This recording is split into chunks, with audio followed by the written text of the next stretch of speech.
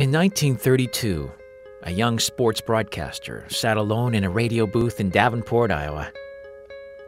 He was nervous about facing a live microphone, and he wondered, how would he connect to listeners from this tiny, windowless studio? He thought back to his friends, who often gathered at a local barbershop. He recalled how he would talk to them, how they talked to one another, how they lived and worked. At the mic, he steadied himself by picturing these friends. He would aim his words at this one small group. This simple act of focusing would move listeners across the entire Midwest.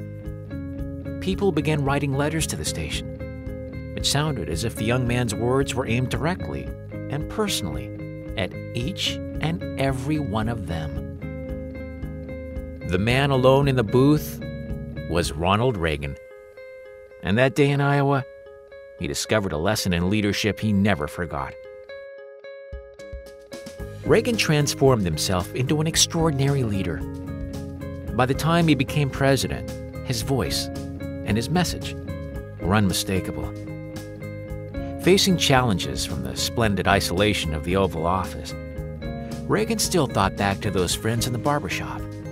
And now, when he spoke from the heart to those he loved, he was able to touch the heart of an entire nation.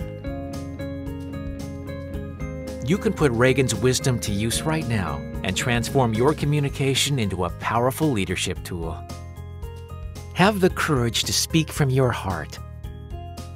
Share your vision as though you were speaking to a single person. In the process, you'll transform lives everywhere, beginning with your own. A small group of listeners can become a nation. And, as Reagan demonstrated, a nation can soon become an entire world. Reagan on Leadership, a new edition on The Great Communicator from author James Strock.